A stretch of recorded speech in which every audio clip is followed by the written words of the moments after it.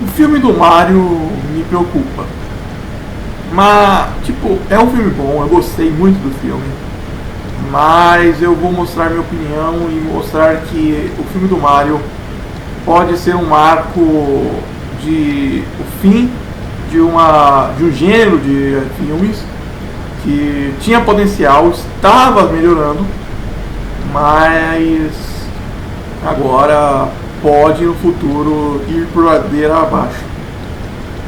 O Mario é a maior franquia do mundo, pelo menos a mídia e no tempo, uma vez que a franquia, ao invés de perder variantes, como ocorreu com o Mega Man, ganha mais variantes. Existem jogos de esporte, tabuleiro, kart e variados tipos de jogos do Mario, o que fez a franquia continuar existindo, diferente de franquias que ficaram apenas no gênero do jogo de plataforma, como Crash Bandicoot ou Donkey Kong.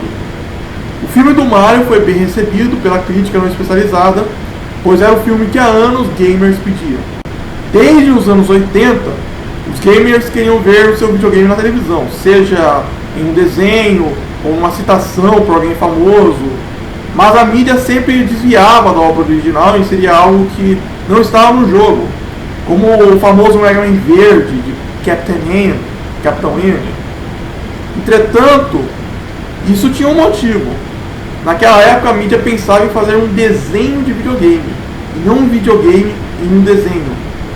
Por isso as adaptações seguiam diversos fatores, como o gênero, a época, a localidade, entre outras coisas que não todo desenho de videogame deveria ter, mas sim que todo desenho deveria ter. Por exemplo, se um comediante faz uma homenagem a uma pessoa que falece, a única maneira dele fazer essa homenagem é com piadas. Como no vídeo lá do André Guedes, quando morre alguém. Se um desenho fosse americano, ele teria que adaptar nomes americanos. Não existe pessoa com nome japonês nos Estados Unidos. Quase não existe. E esse foi o erro da maioria dos filmes de videogames do passado, pelo menos nos Estados Unidos.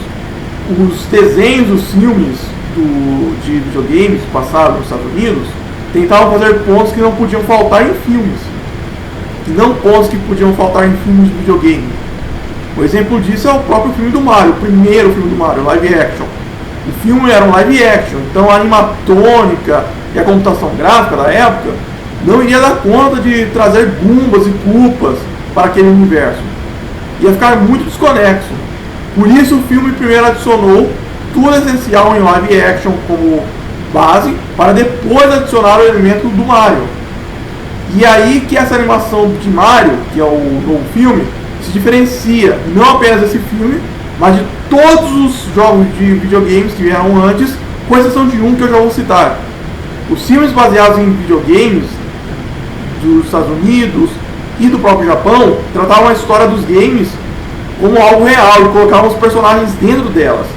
Já o filme do Mario tratava elementos dos games como algo real e colocava uma história dentro desses elementos.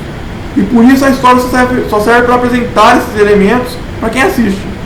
Algo que ocorreu no filme que eu não citei em questão, o Sonic 2. O Sonic 2 é de longe a inspiração do filme do Mario, escancarada, com personagens sendo introduzidos apenas por motivações, não por backstories que justificam a necessidade dele estar lá. Tipo, Tails não tem necessidade de estar no Sonic. Os créditos do Sonic tem cenas de gameplay dos jogos, tem uma cena pós-créditos com um gancho para final, tem mecânicas dos jogos, mesmo que vão contra as mecânicas do mundo real, ou até mesmo, tipo assim, o Sonic usando uma bolha para respirar embaixo d'água.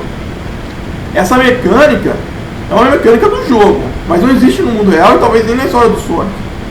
Quando, por exemplo, os jogos, uma boss fight, jogo de RPG, tipo Persona. Persona, obviamente na lore do Persona, não vai ter um modo de batalha com escolha de ataque. Não, no lore tem só poderes e a mecânica do jogo só serve para gameplay.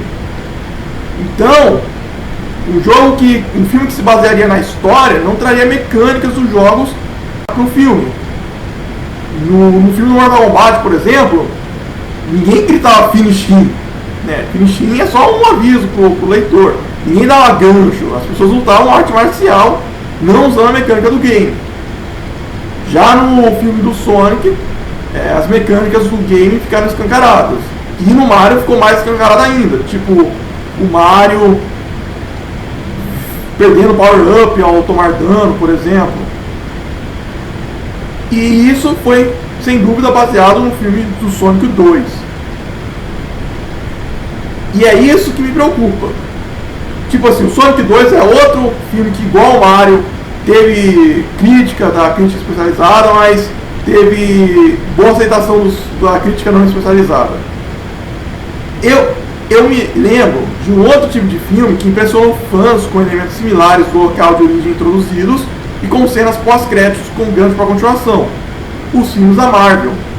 O fato de um filme se inspirar em Sonic 2 fazer sucesso seguindo o mesmo estilo me faz pensar que uma onda de diversos filmes desse estilo estão a surgir. E assim como os filmes da Marvel, eu acho que essa onda vai, daqui a uns 7 anos, enjoar. Tipo assim, hoje todo mundo vê que o filme da Marvel é tudo repetido. É a mesma coisa, sempre a mesma coisa. Me impressiona mais. E uma das fontes do filme do Mario são algo que vai enjoar mais rápido que os filmes da Marvel, que são os easter eggs. Easter egg é como um plot twist. Só funciona caso seja uma surpresa. Mas em algum momento vai cansar. O primeiro grande plot twist da Disney foi o Frozen, com o vilão sendo um problema a mais surgindo. Antes do Frozen, os vilões da Disney que não apareciam no meio da trama, ou eram vilões ao estilo Scooby-Doo, que não sabíamos quem era, mas sabíamos que era alguém, sendo provavelmente alguém que apareceu de relance no início do filme e ninguém notou, tipo o vilão de Up, por exemplo, o vilão de Detona Ralph. Ou eram vilões que no início nos enganam, mas depois no meio do filme somente enganam os personagens, se mostram como vilões, como o Scar, o Jafar. Já em Frozen, sabíamos que existia um problema, mas não sabíamos que existia outro problema. Por isso, não pensávamos que alguém conhecido seria um vilão, porque achávamos que não iria se precisar de um vilão. A gente pensava, a única ameaça é o reino congelado, não tem necessidade de outro vilão. Então a gente não pensou que um personagem do bem iria virar um vilão. Aí depois de Frozen veio Zootopia, e hoje a maioria dos filmes da Disney tem plot twist. Mas o plot twist hoje voltou à forma Scooby-Doo, de certa maneira.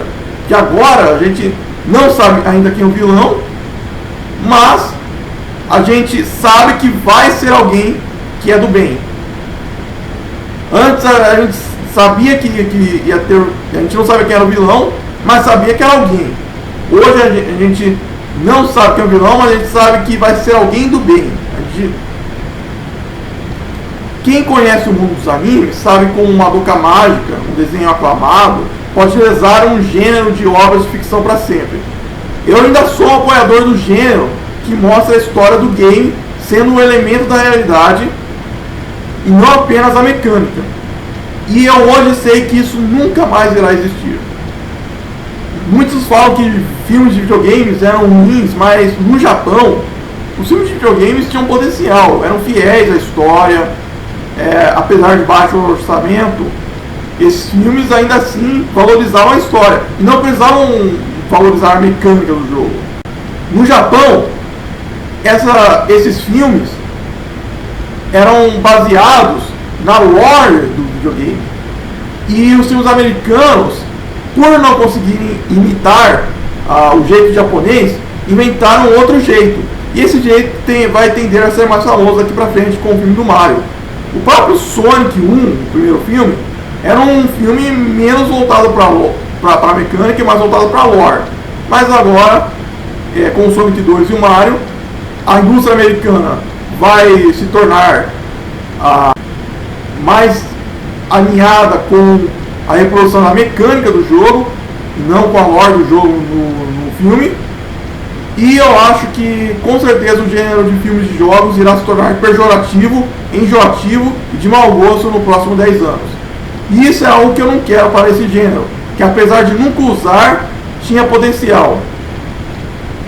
Além disso, a indústria japonesa de filmes, que sempre priorizou a história do game sobre os elementos do game, e se importava mais em seguir a história do que manter os elementos, e fez certo o que os americanos não faziam, que é algo que agrada a fãs de histórias complexas, como eu, provavelmente será vista como amadora pelas empresas donas de franquias que irão vender os seus direitos para empresas americanas fazerem filmes.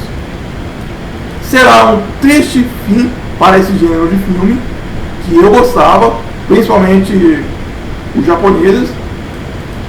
Assim como hoje filmes da Marvel parecem apenas caras fantasiados, desconexos da realidade, personagens de filmes de games no futuro irão parecer viver em um videogame, não na Green Hill, não no Reino do Cogumelo, não na Transilvânia, não em outro planeta. Vai ser um personagem vivendo num jogo mesmo.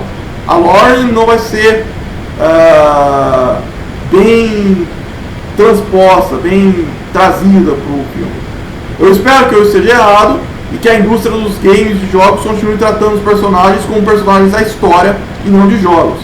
E eu também espero que não apenas jogos simples passem a ser adaptados, mas também jogos complexos, incluindo os recentes.